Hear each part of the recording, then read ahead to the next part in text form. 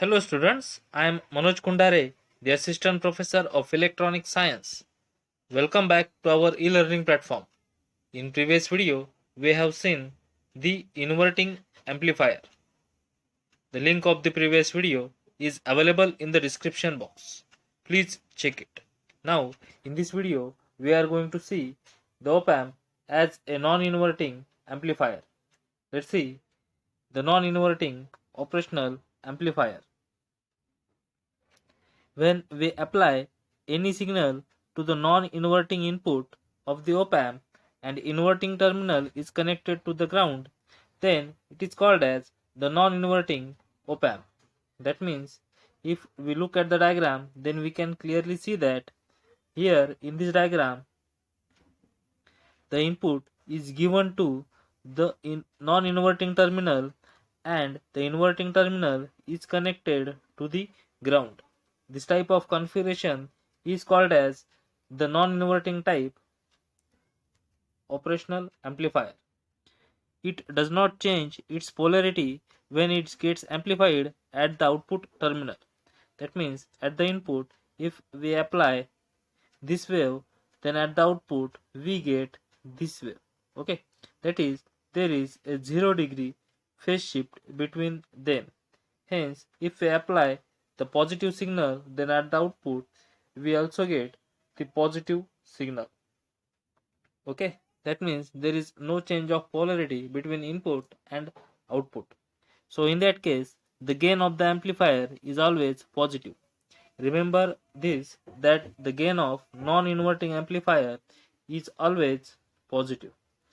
Here is the waveform of input and output of the non-inverting op-amp. In this we can see here the input has the same phase as the output.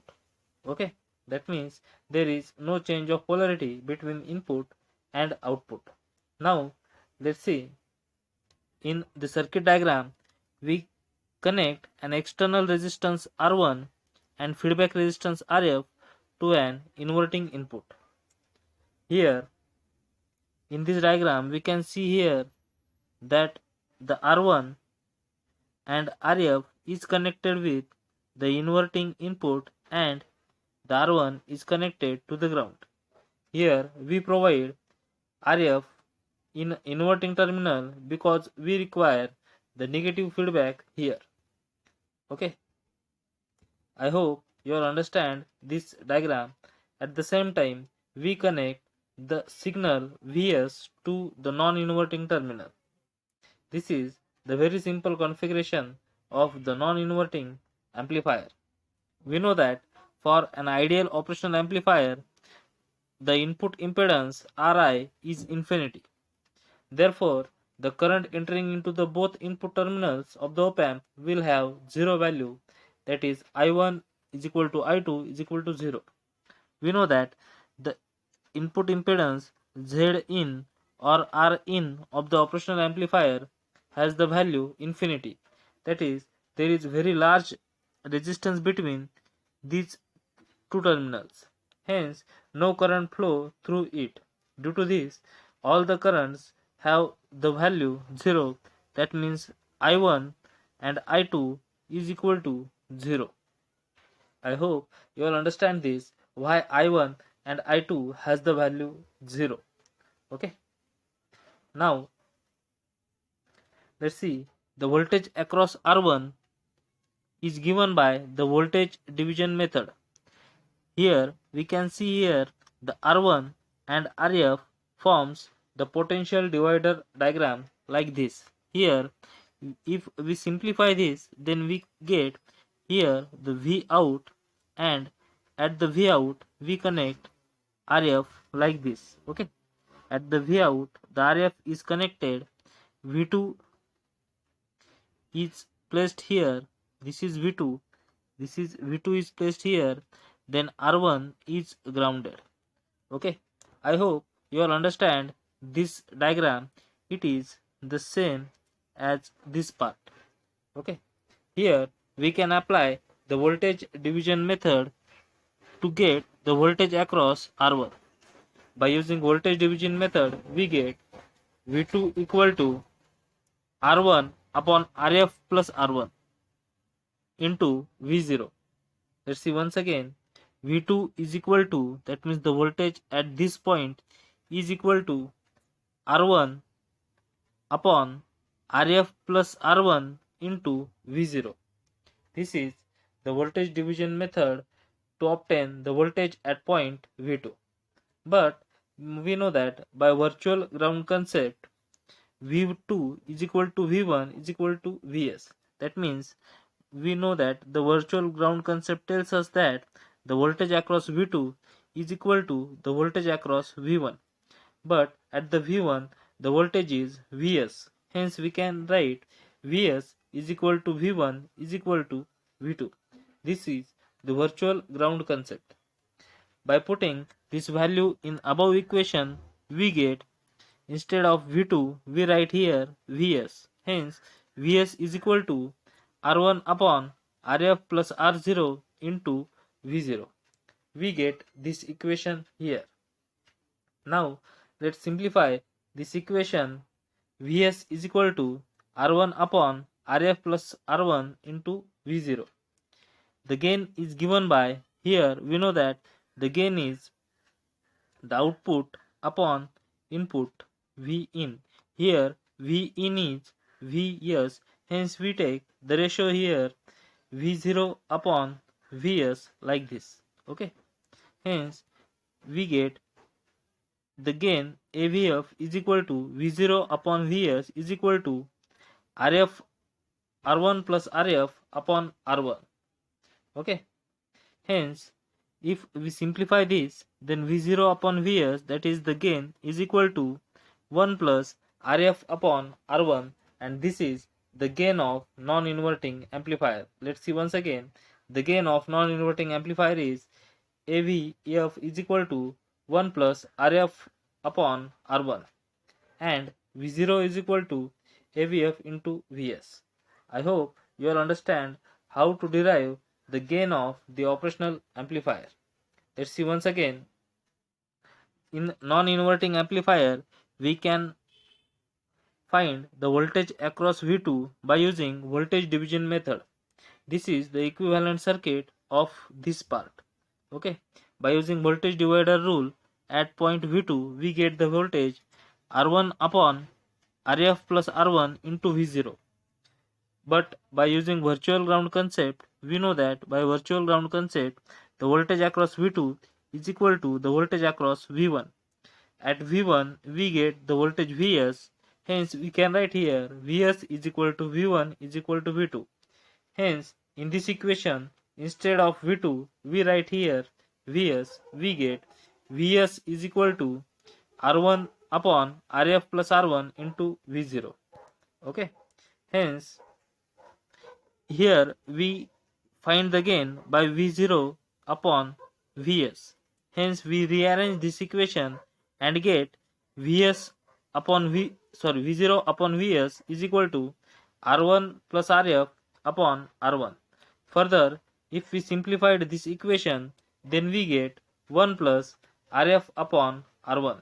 Hence we get the gain of non-inverting amplifier, which is 1 plus Rf upon R1. I hope you all now understand how to derive the gain of non-inverting operational amplifier. The gain is given here 1 plus Rf upon R1. From this gain, we can make conclusion that the positive sign of above equation indicates that the input and outputs are in phase with each other. In this equation, there is no negative sign, hence the input and output are in phase with each other. Similarly, the closed loop control gain is always greater than unity. Here we have seen the equation of the non-inverting amplifier gain is 1 plus Rf upon R1. Hence, this gain AVF is always greater than 1 in case of non-inverting amplifier. I hope you all understand this non-inverting operational amplifier. Now, let's see the next part, the op amp as the unity gain follower. Okay, then let's see what is the unity gain follower. From the equation of the voltage gain of the non-inverting operational amplifier, A is equal to 1 plus Rf upon R1.